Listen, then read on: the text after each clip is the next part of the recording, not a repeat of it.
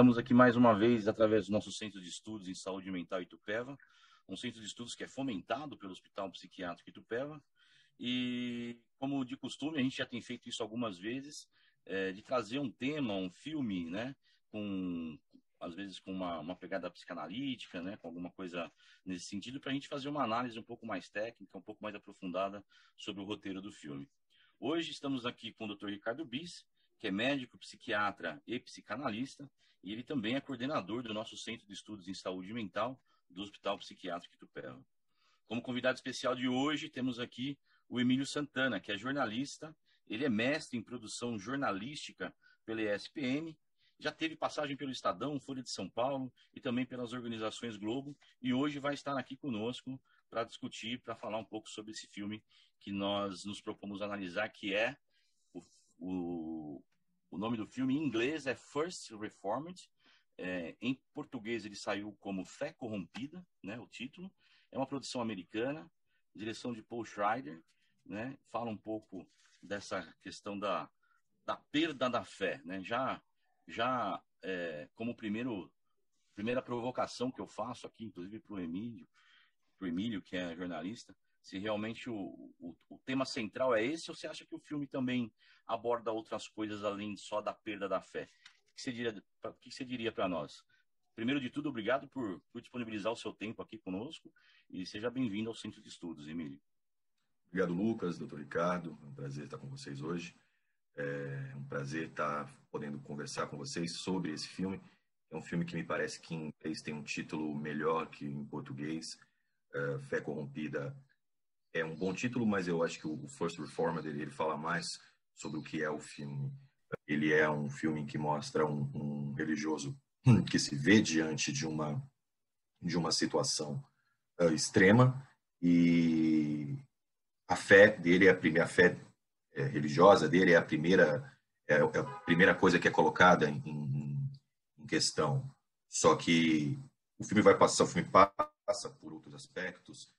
Nesse campo religioso, a gente vai ver a presença de um neopentecostalismo muito forte, de acordo com a realidade americana, que também se aplica na nossa realidade, mas também ele é um filme que vai falar sobre a fé do indivíduo em dois polos ali ambivalentes, que são, de um lado, você está fazendo parte de uma engrenagem capitalista, hipercapitalista, e de outro, a migração para um outro polo, no caso do religioso, do reverendo, para um ambientalismo radical. E eu acho interessante nesse filme porque ele não vai cair numa armadilha fácil de adotar uma posição e tornar essa posição uma bandeira, como se dependendo do polo que eu tiver, essa é a posição correta que eu devo tomar. O ambientalismo é a resposta ante esse capitalismo. É um filme que ele levanta algumas questões e algumas sensações no espectador. Uma delas é essa. Parece muitas vezes que ele está dando munição para os dois lados dessa disputa. Quando você vê que existe uma posição de um ambientalismo contrário a esse capitalismo, pragmático, um ambientalismo que parte para quase que para uma atitude religiosa também, o espectador pode sentir poxa, mas estamos dando munição, está dando munição para esse capitalismo selvagem que destrói o meio ambiente, que comanda a nossa vida. Mas ele vai mais fundo do que isso. Ele não se prende nesse dualismo fácil de, olha, essa é a posição correta, essa é a posição que não é correta. Eu acho que é um filme que fala mais do que só sobre a questão da perda da fé religiosa. Eu acho que tem outras fés estão envolvidas aqui também. Legal. Doutor Ricardo, mais uma vez seja bem-vindo, né, ao nosso centro de estudos, que inclusive coordenado pelo senhor também. E interessante essa visão. Agora, no filme tem um pano de fundo aí, tem um suicídio, né, de um personagem que tá aí, desistiu da humanidade, vamos dizer assim, por toda, né, as crenças dele, né, uma questão ambiental muito forte que ele segue.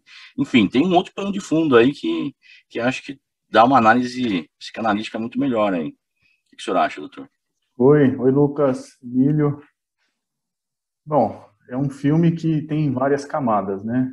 Como se fosse uma cebola. A primeira camada que motivou a tradução, uma tradução duvidosa aí, né? Fé corrompida, porque vai para esse lado religioso, ou foca nisso, mas essa é a primeira camada. Tem várias camadas subjacentes, né? Tem a camada ambientalista, que eu acho que seria a segunda camada, a terceira camada, a capitalista e o uso do discurso capitalista que a religião, sobretudo aquela neopentecostal Abundant Life, né? Que Abundant Life, para quem não sabe, é uma expressão que está no João, no Evangelho de João 10:10, que diz mais ou menos o seguinte: o Evangelho veio não para trazer más notícias, veio para trazer a notícia de vida abundante. Então, tem essa expressão na Bíblia, em João 10:10, então, isso, inclusive, está na porta da igreja, Abundant Life. É uma igreja fictícia, Abundant Life. Apesar que, se você pesquisar, tem uma igreja que se chama Abundant Life, mas está do outro lado do país, lá na outra ponta do país, que é o noroeste do país, em Seattle. Tem algumas sedes da Abundant Life, mas não diz respeito a essa igreja que trata no filme. Então, o filme ele tem algumas coisas fictícias. Por exemplo, o nome da cidade, Snowbridge, é fictício. A igreja em si é fictícia. Os pontos ali de protesto, que eles chamam-se Superfund Sites, são centros de poluição mapeados pelo governo americano. Esses pontos também são fictícios, mas tem tudo um fundo de verdade nisso. Superfund Sites existe e tem vários pontos nos Estados Unidos, aliás, milhares, né, de poluição. Mas, enfim, o filme trata de problemas ali do estado de Nova York, que a capital é Albany, não é Nova York, a capital, e tem algumas cenas, a cena, por exemplo, do enterro do Michael, do ambientalista, se passa em Albany, na beira do rio Hudson, que alguns pontos do rio Hudson são Superfund Sites, né, que são regiões com alto índice de toxicidade. No caso ali na beira do rio Hudson, é por conta de mercúrio. Mas o filme se passa sobretudo no Upstate. Upstate é aquela parte de cima do estado de Nova York, já ali próximo aos Grandes Lagos, fronteira com o Canadá. É uma problemática dessa região do estado que obviamente pode se fazer paralelos pelo mundo, né? No Brasil nem se fale, né? Ontem a gente teve um indiciamento do Ricardo Salles, ou uma proposta de indiciamento, ele estava envolvido com madeireiros, né? Fazia vista grossa, etc. Então é um tema absolutamente atual. Eu vou comentar algumas cenas do filme que eu acho que pode dar algum roteiro aí para a gente depois ouvir mais o Emílio, né? A primeira cena que eu acho que é fundamental é o encontro do reverendo Toller, né, do padre, com o Michael, um cara que estava absolutamente perturbado. A esposa, Mary, já tinha procurado o padre, falando que ele estava pretendendo ou fazendo uma força para que ela aborte, para que não ponha um filho no mundo, e aí ele vai e se encontra com o Michael.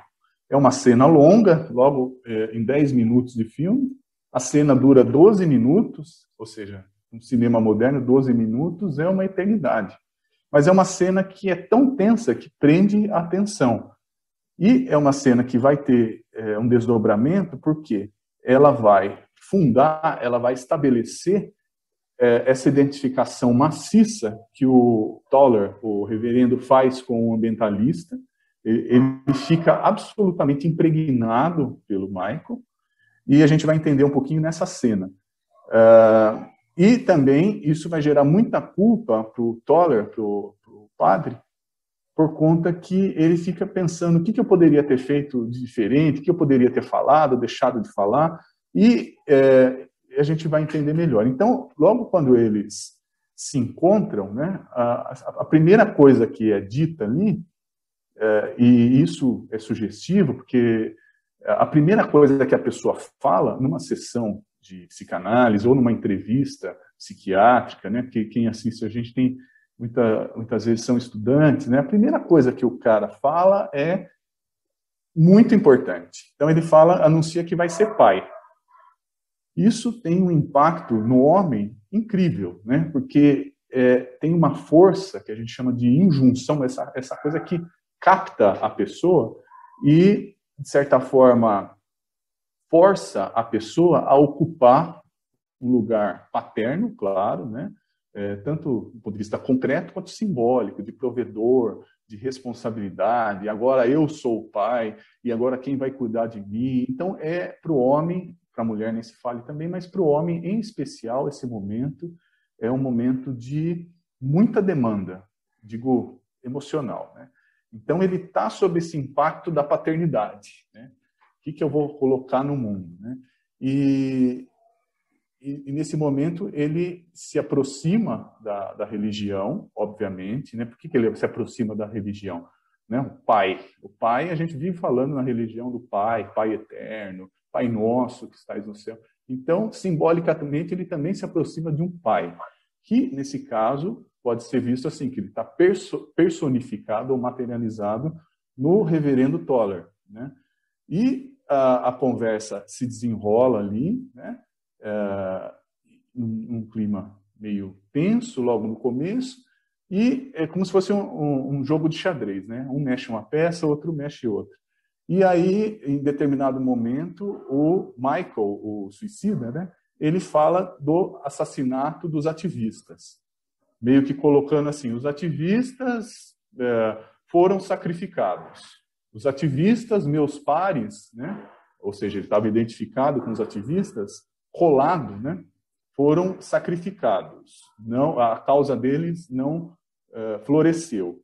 E, nesse momento, o reverendo Toller, a partir desse momento, começa a ocorrer uma certa competição entre os dois ali. Ele mesmo chega a falar no diálogo que ele sentia que foi uma luta ali, que ele estava o tempo inteiro disputando força com o Michael. Esse é um primeiro erro de uma intervenção, quando a gente vai atender um paciente, imagina um padre, quando vai atender uma pessoa que está perturbada, não entrar na competição. Mas por que ele entrou na competição? Porque o reverendo Toller ele foi tocado justamente naquilo que ele tinha guardadinho lá, um conflito, de se sentir culpado, de se sentir o carrasco ou o algoz do próprio filho. Porque daí ele solta isso. Ele fala, olha, se você acha que seus pares foram sacrificados, eu tenho uma dor maior, porque eu fui o carrasco do meu filho, eu fiz com que ele se alistasse no Iraque e morresse lá. Então, nesse momento, se estabelece uma competição entre os dois, que, do ponto de vista terapêutico, é um fiasco, mais atrapalha do que ajuda, que, na verdade, só vai reforçar a culpa do suicida lá, né? Bom, enfim, e eu acho que é isso que aconteceu, né? Nesse momento de disputa, que ele, vamos dizer assim, mexeu essa peça do xadrez, falou, eu sacrifiquei meu filho. O Michael recuou, de certa forma, ele, entre aspas, ele perdeu ali a disputa, porque perder um filho é como se fosse um checkmate, né? E aí o Toller, o reverendo, ao invés de parar e perceber aquilo, ele foi mais além ainda. Aí ele falou de coragem. Então você imagina, para quem já estava pensando em suicídio, você falar de coragem. Introduzir a palavra coragem, ou coisas do tipo, tem que fazer as coisas, vamos para frente, iniciativa. Você está jogando álcool no fogo, né? E depois o reverendo Toller, em determinado momento, falou de uma disputa, né, entre hope and despair, né, esperança e desespero, como se fosse uma briga. Nesse momento, o Michael virou para trás e apontou uma garrafa de uísque que ele tinha. Ele falou assim, você bebe? Aí o reverendo falou assim, não, isso não ajuda nada. E aí foi mais um erro técnico no sentido que ele fechou o campo. Então, ele não precisaria falar que ele bebe também. Mas ele pode falar, assim, uma intervenção do tipo, poxa, você tem sentido necessidade de beber? E aí devolve aquilo para a pessoa e aí ela fala mais sobre aquilo. Mas ele fechou. Então, além de ele determinar ou reforçar a culpa do Michael, a hora que ele foi para o álcool, podia ser uma abertura para falar de outras coisas, tal, ele fechou mais ainda, né? Bom, com tudo isso, o próprio reverendo ficou muito culpado também, possivelmente aumentou a culpa do Michael e não foi bom essa, né, do ponto de vista técnico, foi um desastre essa intervenção, né? Mas é claro que tem muita gente que é suicida determinada, não é uma intervenção que vai salvar a pessoa, né? Mas só para a gente ilustrar aqui o que poderia ser feito e não foi, e como algumas normativas aí para uma entrevista, né? E depois, é claro que nessa entrevista, o reverendo Toller, ele impôs a visão de mundo dele em cima do Michael. Ficou falando ali, catequizando, falando o que é certo, o que é errado. Tudo isso mais piora do que ajuda na hora que você vai atender uma pessoa. Você querer se impor e entrar na disputa com a pessoa. Essa é uma cena crucial, né? Eu queria também comentar alguma coisa da cena do enterro, né? Eu já disse, né? Que foi um ato político, porque o que acontece? Um cara problemático, aquele Michael, estava profundamente desesperançado com a vida, e aí o que ele fez? Ele inverteu a chave, né? Como muitas vezes alguns extremistas religiosos fazem. A pessoa está perturbada, absolutamente perturbada, e ela vira um herói, ela vira uma vítima sacrificial, né? Então aí, naquele enterro, onde se chama atenção para a margem do rio Hudson, que está poluída, normalmente poluída por mercúrio, né? Aí ele constrói uma cena como o último pedido dele, né? Literalmente ele constrói a cena com base, né, em atender esse testamento dele. Então tem a música que o coral da igreja Abundant Life canta, que é uma música do Neil Young, Who Gonna Stand Up and Save the Earth? Neil Young é um artista muito envolvido com causas ambientais, com política. Então, só a escolha em si do Neil Young, que é um belo artista, né, já é um ato político, né? Mas, enfim, ele vira de perturbado e suicida, ele vira salvador, se sacrifica por aquilo, vira um ato nobre, né? É uma inversão, né? É uma modificação que às vezes cola, né? Mas a gente pode desconfiar disso, né? Quando acharam o corpo dele no parque lá, o policial falou, eu conhecia o pai dele. O pai dele era não sei que palavra que usaram, um desgraçado perturbado lá também, né? Bom, mas enfim, ele, a partir do enterro ali e da morte, o reverendo Toller, ele fica absolutamente impregnado e desesperançado, né? Fica impregnado do Michael, dessa ideia suicida. Tanto que toma para si a ideia também de sacrifício, de que ele vai matar os poderosos, os governos lá dentro da igreja, né? Ele fica, numa linguagem psicanalítica, a gente pode dizer, pensando em Melanie Klein, que ele sofreu uma identificação projetiva muito intensa, ou mais na lacaniana, que o Lacan divide assim, o entendimento da teoria dele em imaginário, simbólico e real, ele ficou impregnado do real.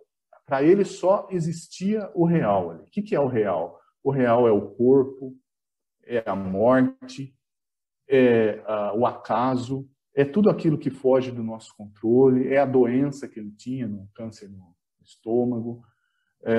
Então, ele ficou muito carregado daquilo e enxergava o mundo só sob a ótica do real, e com isso, aquela amargura, aquela infelicidade dele, né? Em dois momentos, duas cenas, ele sai um pouco, ele consegue se desvincular um pouquinho do real e vai para outras coisas. Porque a gente não pode olhar o real de frente, é como se olhasse para o sol. Não dá para olhar para o sol de frente. A gente precisa de ferramentas. Por exemplo, o momento que ele vai andar de bicicleta com a Mary, né? Ele se sente bem e fala assim, nossa, como o exercício tem um poder curativo, né? E um outro momento também que ele se desvincula é a cena que ele vai comer peixe e miso, aquela sopinha lá japonesa. Só que essa cena, além de... Ele fala assim, hoje parei, fui comer peixe e miso. Nesse momento, ele vai para uma via, vamos dizer assim, mais sensorial, ele escapa um pouquinho daquela impregnação do real, mas no momento que ele olha para trás, que ele está comendo o peixe dele, ele vê o Balk, que é o dono das indústrias poluidoras, atrás. Quer dizer, o fantasma está sempre ali. Ele desvia um pouco a atenção dele ao comer o peixe, só que quem está poluindo está ali logo atrás, né? E, além disso, tem a questão de comer peixe, uma escolha interessante, né? Porque o peixe na Bíblia, assim, inúmeras vezes citado, é um alimento mais sagrado, né? Então, ele está comendo um peixe, mas quem está destruindo o peixe está atrás, porque ali é as margens do rio Hudson, e ali não é recomendado pescar ali, pegar peixe. Porque os peixes têm muita carga de mercúrio ali. Você pegar um peixe lá por debaixo do braço, ele serve como termômetro. Você usa para medir a temperatura. Então, não pode comer. Isso é real, tá? Isso são elementos reais. O rio Hudson, poluído, né? Algumas partes estão mais bem despoluídas e outras completamente, né? Bom, enfim, e a última coisa que eu queria comentar é a cena final, né? Porque a cena final ela é duvidosa, né? Tem gente que gostou, tem gente que achou meio piegas, mas eu achei muito interessante para ilustrar que na fantasia do neurótico e do perverso, eu digo neurótico porque o Reverend Toller, os normais são tidos como neuróticos, né? E o perverso é aquele que vai mais para o prazer, para o gozo, para o aproveitamento do outro, né? Então, eu também menciono fantasia como, vamos dizer assim, aquilo que motiva as ações da pessoa. Fantasias inconscientes, né? Aquilo que impulsiona a pessoa a agir de determinada coisa. É como se fosse um mapa, um plano de como a pessoa vai funcionar, a fantasia, né?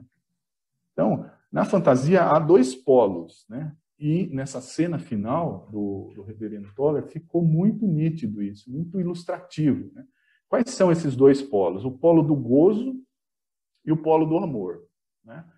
Como ele estava impregnado de real, cético, né? Ele estava muito nesse polo do gozo, né? Ele estava deslocado, porque normalmente o neurótico, se vocês pensarem no geral, as pessoas mais normais, assim, mais no polo neurótico, eles estão no polo do amor. O que é o polo do amor? Por exemplo, a religião, né? O encontro com os pares, né? Religião quer dizer religare, ele se conecta com os pares. Então, a gente pode chamar isso de que está no polo do amor. O neurótico, ele normalmente, então, ele hiperinveste o polo do amor, né? E muitas vezes ele fica, em termos assim, degladiando, em conflito com o polo do gozo. Puxa, mas se eu deixasse aqui sei lá, minha esposa, minha família, eu podia gozar, eu podia ir para a farra, ia ser mais feliz. Então ele fica olhando o polo do gozo como se fosse a grama do vizinho que é mais verde, sabe? E desejando aquilo, ou idealizando, mas ele não vai para o polo do gozo. Quem que está no polo do gozo mais estabelecido? É o perverso. O perverso, ele está ali, ele está gozando, ele está entregue busca de completude pelo gozo, de satisfação, a ponto de as relações do perverso serem assim transformadas, tenta transformar a pessoa num objeto de satisfação dele, né? A pessoa fica desprovida de subjetividade, de densidade. Vira um mero mera fonte de prazer para ele, né? Então, nessa cena final, o Toller ele está no polo do gozo, um gozo sádico, em que ele vai entrar na igreja e vai explodir com todo mundo e vai se vingar, é um gozo sádico. Daí, na medida que ele olha que a Mary está entrando na igreja, ele recua, e isso eu acho interessante, ele vai para um gozo masoquista, porque daí ele se envolve de arame farpado e vai pensar em se matar, porque daí a agressividade se volta contra ele. Então, olha que interessante, ele oscilou, ele está no polo ali do gozo, sadomasoquista, e aí a Mary entra. Aí a Mary entra, ele solta o copo de diabo verde que ele ia tomar, ele solta, e vai e beija ela e acaba o filme. É claro que não houve transformação grande, o que a gente chama assim, em literatura de epifania, né? Aquela transformação que a pessoa salta e tem uma catarse, né? Vai para outro nível de consciência. Não houve. Ele oscilou nesses polos da fantasia, que ficou muito bem ilustrado ali, né? Ele beijou ela e aí houve a completude ali, né? Inclusive, se a gente parar para pensar, ela estava grávida, né? Pai, Filho e Espírito Santo, a completude em 3 ali, né? Mas, enfim, eu achei muito interessante essa oscilação e essa ilustração dos 2 polos que existem na fantasia do neurótico perverso, né? Ou das pessoas em geral, né? E ficou muito bem ilustrado nessa cena final, assim, ficou absolutamente didático, assim, e claro, assim, para entender o que é o polo do amor e o polo do gozo. E eu queria passar aí para o Emílio, para o Lucas, para fazerem mais alguns comentários. É um filme extremamente atual, é um filme de 2017, é um filme que a gente está falando da América do Trump, dos Estados Unidos do Trump, ao mesmo tempo que é o Brasil do Bolsonaro, o Brasil do Ricardo Salles, ministro do Meio Ambiente, indiciado por, teoricamente, supostamente defender madeireiros ilegais. É um filme impregnado de atualidade. É impossível você assistir esse filme e não relacionar com as coisas com as quais você está vendo na imprensa diariamente. Uma coisa que me chama a atenção no filme, enquanto uma das análises possíveis também a ser feita é enquanto cinema, enquanto filme, é um bom filme ou não é um bom filme enquanto cinema. Eu acho que é um filme que consegue ser surpreendente, por isso eu já acho que é um bom filme. Eu acho que tem alguns problemas enquanto cinema, mas é um filme que te surpreende. Para mim, o primeiro encontro do Reverendo Toller com um suicida, com um personagem suicida, ele além de ser bastante revelador, por essa análise psicanalítica que o Dr. Ricardo fez, foi uma cena que ela me preparou para assistir um outro filme. Ela me preparou para assistir um filme em que eu imaginava que a gente teria um reverendo, um religioso de um lado e um ambientalista extremista do outro, e eles ficam nesse embate, como o Ricardo bem pontuou. O reverendo ele vai para um embate, olha, não, você quer se matar, você não tinha noção que quer se matar, você não quer botar sua filha no mundo, mas veja bem, pior do que a dor de não botar um filho no mundo é tirar um filho do mundo, que foi o que eu fiz, eu mandei meu filho para o Iraque. Então, toda essa cena, e aí ele pontua e mostra, olha, esses aqui são os ambientalistas que foram mortos, e é a primeira vez, aí ele fala sobre Dorothy Stang, a freira americana que foi assassinada no Brasil em 2005, religiosa que foi assassinada aqui em 2005. É a primeira vez que ele vai levantar uma pergunta para o reverendo, e essa pergunta vai se reverter dentro do reverendo Toller, ele vai introjetar e vai soltar essa pergunta depois em algumas situações do filme, que é, será que Deus vai poder nos perdoar? Deus pode nos perdoar pelo que a gente está fazendo? E aí ele mostra, aí ele começa a soltar dados que são absolutamente impressionantes e verídicos, que é, olha, em 2011 o IPCC, que é o Painel Climático Internacional, previu que se nada fosse feito até 2015, uma mudança drástica fosse feita, estaríamos condenados. E nada foi feito. E aí ele vai mostrando as projeções do quanto vai subir a temperatura na Terra até 2050. Aí ele pergunta, quantos anos você vai ter em 2050? Ah, você vai ter 80 e poucos anos, minha filha vai ter a minha idade, eu tenho 33 anos. Aí ele já faz essa relação com a idade de Cristo.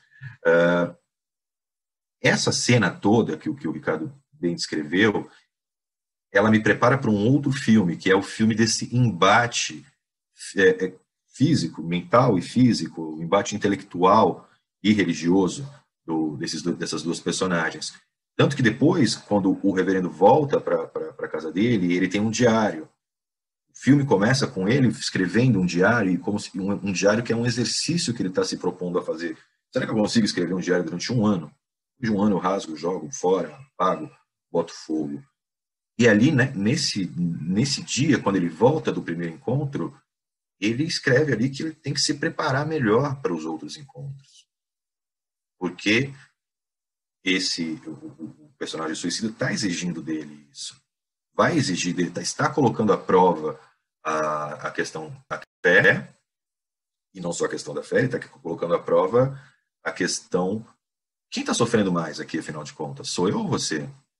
Você foi preso, a personagem, o meu ambientalista, ele foi para o Canadá protestar, foi preso, saiu da cadeia, ele está completamente desesperançoso em relação à vida, a possibilidade de trazer uma filha ao mundo. Espera lá, eu sou um reverendo que acabou de perder um filho por minha culpa, porque eu pedi para que ele se alistasse, eu estimulei que ele se alistasse, minha mulher me deixou, eu acabei sendo... Fica claro que o reverendo, ele era também das Forças Armadas, ele era capelão. Né? Acho que isso é interessante. Como tudo isso faz uma ligação com esses Estados Unidos do Trump, essa América belicosa, em que as certezas começam a ser desfeitas, que nada mais é do que o período Trump e o período que a gente vive aqui no Brasil hoje. A gente cresceu no mundo sabendo que devemos proteger o meio ambiente, a Amazônia e tudo mais, a importância disso tudo, muitas vezes de forma estereotipada ou não, mas o fato é que nós tínhamos certezas concretas. E, de repente, emergem figuras, líderes, que questionam isso, e tem seguidores que também questionam. O personagem suicida vai para um lado contrário, mas ele também radicaliza, né? Então eu acho que esse primeiro encontro ele é muito revelador do que, quer dizer, perdão, ele não é tão revelador do que vai ser o filme, mas é a primeira vez que o filme te pega. Foi a primeira vez que o filme me pegou e, poxa, tem algo aqui a mais do que eu esperava. É interessante nessa cena também, quando, aliás, que vem um pouquinho antes dessa cena, a Mary procura o reverendo depois do culto, para falar, gostaria que você conversasse com o meu marido. Aí, o que aconteceu e tal? Por que ele não procura a Abundant Life? Aí ela fala assim, que ele vê essa igreja, o Abundant Life, ele vê mais como uma empresa, ele não vê bem como uma igreja. Então o filme vai te dando já algumas pistas do que vai vir a seguir. Eu acho que tem a cena do suicídio, que é uma cena forte, como ele monta essa cena para ser vista pelo padre. Ele muda o lugar do encontro. Ele tinha um encontro, o segundo encontro nunca ocorre de fato. Eles têm esse primeiro encontro, o reverendo volta para casa, se prepara para o segundo encontro, e o segundo encontro é adiado. Nesse meio tempo, tem um primeiro indício importante, que a Mary chama o reverendo Toller na casa dela para mostrar, olha o que eu achei. Um colete de um homem-bomba. E aí já fica claro quais são as intenções, mais claro, né, quais são as intenções da personagem suicida. E esse segundo encontro só se dá com o cadáver dessa personagem. O reverendo vai encontrar um corpo morto. Alguém que se deu em sacrifício, alguém que estava pronto para se dar em sacrifício pela causa dele, que é a causa ambientalista, e aí ele tem um encontro, uma aproximação em relação a essa fé cristã e os mártires, e é um pouco a forma como o reverendo se sente. Ele vai procurar esse martírio também. Eu acho que o Ricardo pontuou bem isso, que a gente vai ver durante o filme inteiro, e culmina lá no final. Ele está pronto para se matar, para explodir a igreja e matar todos os políticos e o outro reverendo da igreja Abundant Life. Ele está pronto para fazer isso. Ele vai se martirizar, ele vai se dar em nome de uma causa, e de repente, quando ele percebe que a Mary está dentro da igreja, que tem um envolvimento amoroso ali, erótico entre os dois, ele volta para si mesmo, mas de qualquer forma ele não desiste do seu intento, que é o martírio, né? Tanto que ele se enrola em arame farpado. É uma cena bastante impressionante, que ele, assim como Cristo, colocaram em Cristo uma coroa de espinhos, ele coloca um colete de arame farpado que entra no peito dele. É uma cena bastante forte.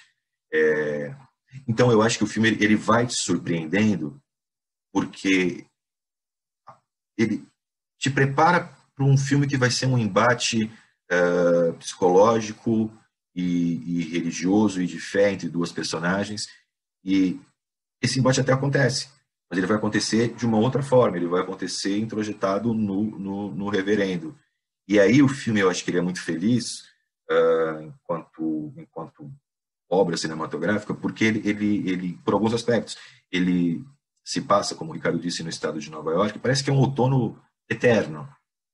Um filme que tem uma cor muito definida. É um filme cinza, é um filme monocromático. Se você não vê grandes variações dessa cor e da temperatura durante o filme. A igreja que ele na cabeça, que ele controla, que ele administra, é a primeira igreja reformada, que é uma igreja antiga, histórica na cidade, tom em branco, cinza, uma coisa mais fria. Até o próprio formato da tela é um formato antiquado, 4x3, né? Uhum. Se a gente pensar, tem todo um simbolismo. Sim, total. Bem observado. E só vai mudar em algumas ocasiões. Muda, por exemplo, quando ele entra na Abundant Life, quando ele está no espaço físico dessa igreja maior, que seria uma igreja trazendo para a nossa realidade, mas também a realidade deles, uma neopentecostal. Aí você vê que é um tom mais quente, tem ali aquela coisa do couro, os jovens em verde e tudo mais. De resto, o filme ele é extremamente monocromático, ele não muda muito. Ele vai mudar um pouco a sua cor no final, na cena final, mas ainda assim ele não passa para um tom mais vivo de, olha, que eleva a atenção, que mostra que ele está trazendo ali um possível ato suicida. Ele se mantém monocromático durante todo o filme, mais ou menos no mesmo formato da tela. Também é interessante isso que você levantou. O filme também traz um indício interessante, na verdade, um indício não, faz uma alegoria, que ao mesmo tempo que o pastor, o reverendo, é apresentado a uma realidade de um mundo doente. O mundo está doente. Olha, em 2050, os oceanos vão ter subido 40 centímetros, metade de Bangladesh vai ter sumido, cidades da costa leste, da costa oeste. O mundo está doente. E é isso essa realidade que é introduzida para o religioso. Esse mundo que você habita, ele tem prazo. É um organismo que está doente, que nós estamos matando. E nada está sendo feito.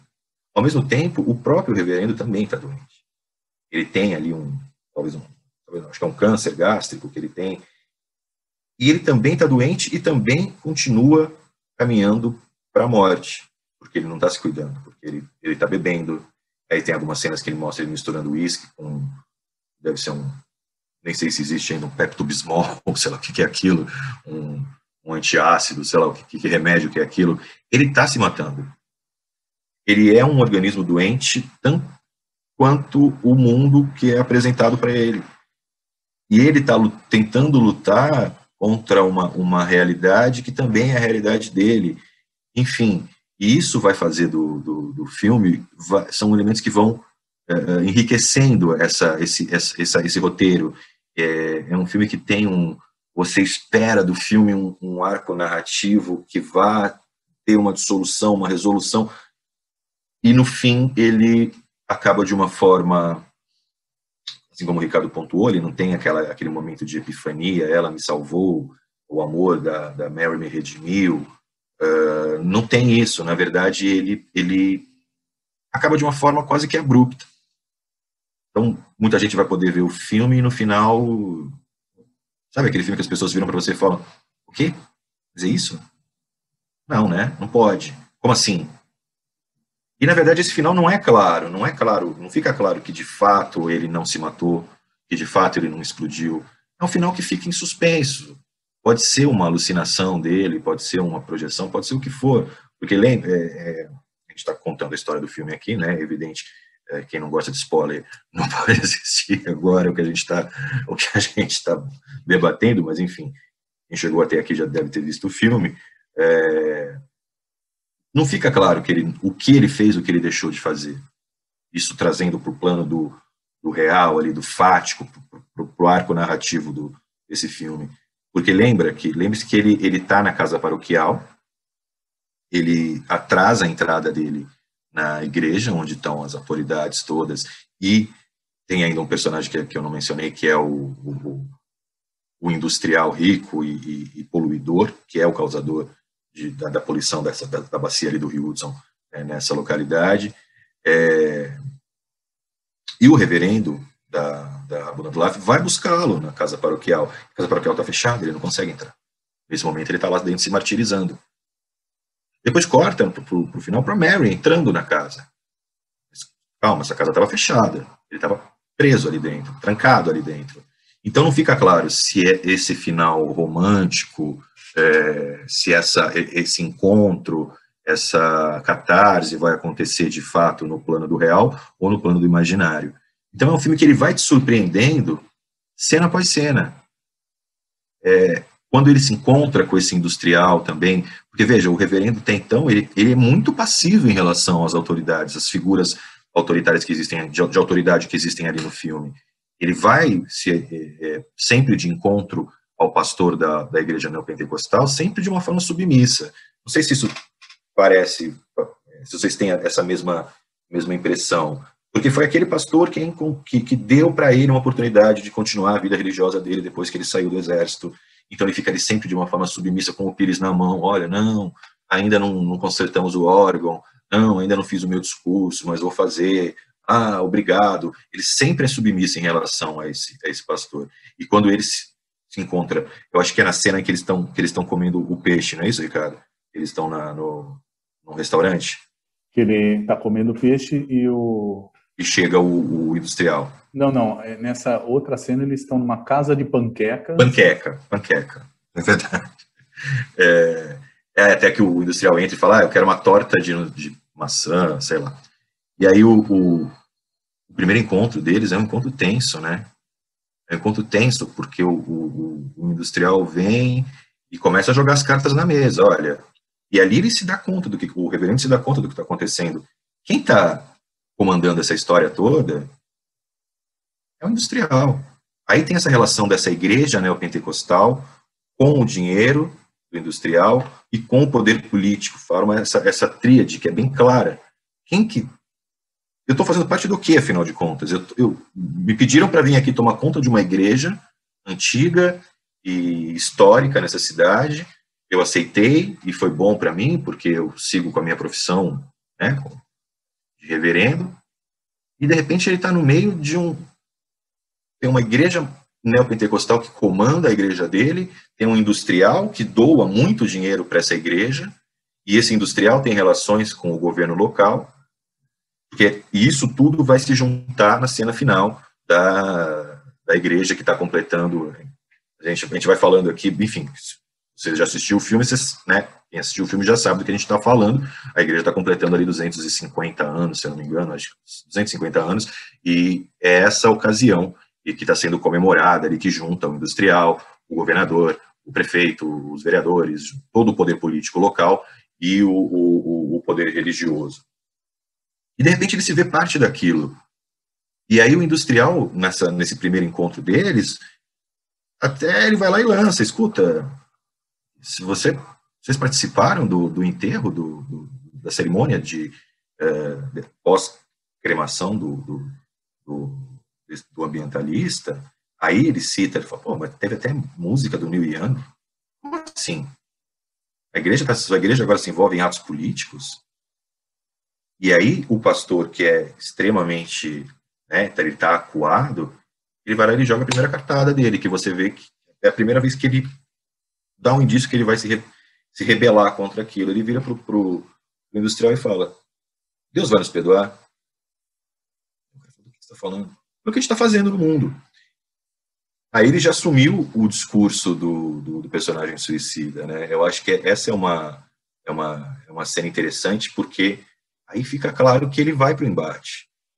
Ele está nesse lugar do embate, que ele está assumindo o lugar do personagem que se suicidou. Ele assume, de fato, né? Oi, Emílio. Ele assume a fala do suicida, mas se a gente lembrar, ele começou a levar um monte de coisas para a casa dele do suicida. Então levou o notebook, levou aquela caixa que a Mary deu, levou um colete, né? Levou uma outra caixa depois com objetos, depois que ele morreu. Uhum. Então ele começou a vivenciar muito do desespero, né? Dessa angústia e dessa identificação que o ambientalista tinha e que o padre também, essa identificação com Cristo, né? Com a figura de Salvador. É que você lembrou bem, tinha 33 anos, né? Uhum. Então, a ideia no final do filme é que ele ia ser, vamos dizer assim, a vítima sacrificial, o Salvador, porque ia matar os corruptos, ia matar o mal, né? E a hora que entra a Mary, que ele volta e beija ela, é meio que ele retornar um pouco para o mundo humano também, dele sair dessa identificação meio maluca com Cristo, Salvador, vítima sacrificial, e vai para o mundo humano, se relacionar, beijar, transar, ter filho, etc. Então, tem essa questão, porque essa identificação com Cristo, ela é muito comum na psicose, digo assim, na psicose lato sensu, né? Não propriamente aquela pessoa que está completamente delirante, mas que está tendo ideias já meio fora da casinha. Uma coisa que a gente conta, eu já falei isso, talvez o Lucas se lembre, quando eu estava no Juqueri, lá tinha a enfermaria feminina e masculina, 20 leitos cada um. Num determinado momento, tinham 2 Jesus Cristos internados. 2. Então, é incrível isso. A pessoa você ia conversar com ela, né? Fala, como você chama? Jesus. Eu sou Jesus Cristo, eu voltei. Então a pessoa estava louca, né, internada, era Jesus. Aí você ia conversar com outro, tinha Jesus, né? Fala, tem 2 aqui. Vamos promover esse encontro. Mas é interessante isso que você está trazendo, Ricardo, porque para quem não é da área, isso fica meio que num ideário quase que anedótico, mas não, é real mesmo, né? Assim como a gente, enfim, aquela coisa esse eu acho que não existe mais, não, se você não vai ver por aí, ninguém vai falar, dificilmente alguém internado vai falar que é Napoleão, porque as pessoas já não têm mais contato com a realidade do Napoleão, mas do cristianismo sim, né? Está impregnado na vida de todo mundo, tá? Faz parte da vida da nossa formação. Mas eu diria, Emílio, que não é nem só o cristianismo em si, é a ideia mítica do sacrifício. É muito nobre a ideia do sacrifício, de você ser a vítima sacrificial. Porque, ao mesmo tempo que é uma violência ser morto, ser sacrificado, mas, do ponto de vista mítico, é como se fosse, entre aspas, uma violência do bem. É aquela violência que interrompe uma espiral ou um ciclo de violência vingativa. Então, os gregos, eles sacrificavam, normalmente, uma vítima sacrificial que não podia se vingar depois, então era alguém fora um pouco do ciclo, ou algum criminoso, então sacrificava aquele ser para conter aquela violência em escalada, porque se não houvesse a vítima sacrificial, do ponto de vista mítico, a violência ia numa escalada vingativa e ia ocasionar a própria morte, o próprio suicídio da própria comunidade, né? Então, a A vítima sacrificial tem esse poder de conter a violência. E isso está presente em diversos momentos da formação teológica, né, da história. Na Bíblia é cheio desses momentos, do Cordeiro de Deus que é dado em sacrifício, o primogênito que é dado em sacrifício, Salomão que tem que dizer, não, vamos lá cortar o bebê no meio, cada um fica com uma metade. Não acontece, mas, enfim, é algo muito presente, né, em toda a história do cristianismo. Porque as sociedades arcaicas, né, elas não tinham poder judiciário. Então, qual que é o mecanismo que elas lançavam mão para conter a violência, para manter uma certa paz na comunidade ali? Era a religião. Então, era por meio da vítima sacrificial, porque senão, sei lá, eu ia lá, matava seu irmão, você ia lá, matava minha irmã, e aí depois meu tio ia lá, matava não sei quem da sua família, e pronto, vira... O que ocorre, viu? Em algumas sociedades indígenas, às vezes ocorre esse suicídio comunitário. Isso acontece. Suicídio ou homicídio?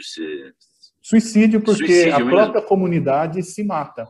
Ah, tá, nesse sentido mais amplo. Nesse sentido mais amplo. Isso ocorre com algumas comunidades indígenas, ocorre por conta que eles são tirados, muitas vezes, daquela cultura deles, que usavam esses artifícios para conter a violência, são introduzidos numa cultura branca, que não tem mais esse valor cultural deles, se perde.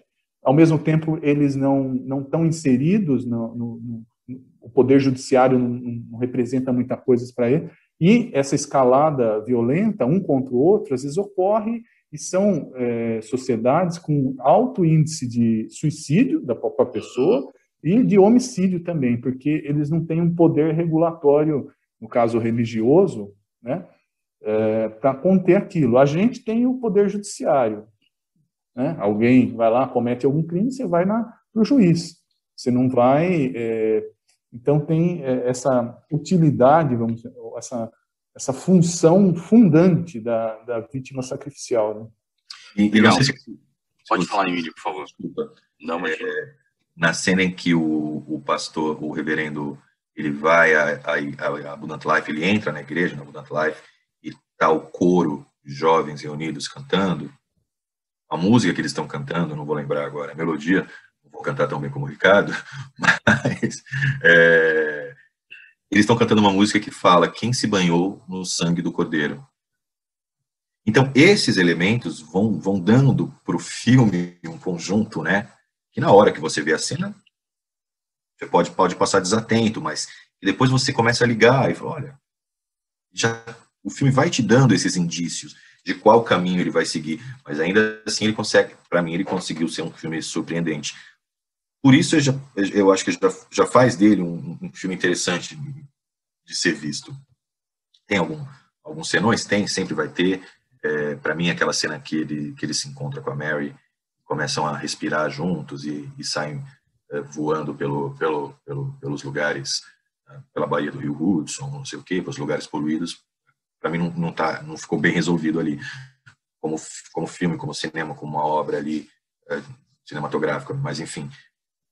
De resto, o filme ele vai ainda momentos um atrás do outro que fica nesse dualismo. Você espera que algo assim possa acontecer, mas ainda assim você te surpreende. Essa foi a sensação que eu tive no filme. Não sei vocês se isso foi assim também. Maravilha, meus caros. Nós poderíamos passar mais algumas horas aqui falando. Eu sei, com todo o conhecimento que vocês têm de análise, de crítica. Eu quero, desde já, mais uma vez, agradecer ao Emílio Santana por disponibilizar esse tempo aqui conosco, né? Fazer essa análise crítica muito bem elaborada, muito bem feita. Ao Ricardo, mais uma vez, Ricardo, uma verdadeira aula de entrevista psicanalítica, né? Quando você analisou ali aquela cena do reverendo com Michel, né? Chamava o personagem. Enfim, quero aqui agradecer mais uma vez a todos e convidar o Emílio Santana com o passar da pandemia, nós esperamos retornar aos nossos encontros presenciais do nosso centro de estudos, que acontecem aos sábados, é o último sábado do mês, a gente espera retornar a isso, desde já deixo aqui o convite da sua participação quando você quiser.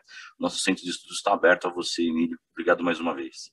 Então, Ricardo, se quiser fazer um fechamento, por favor, tá com a palavra. Da minha parte, está encerrado. Um bom final de semana para todos. Obrigado também a todos. Um abraço a todos, até o próximo encontro. Obrigado. Tchau, tchau.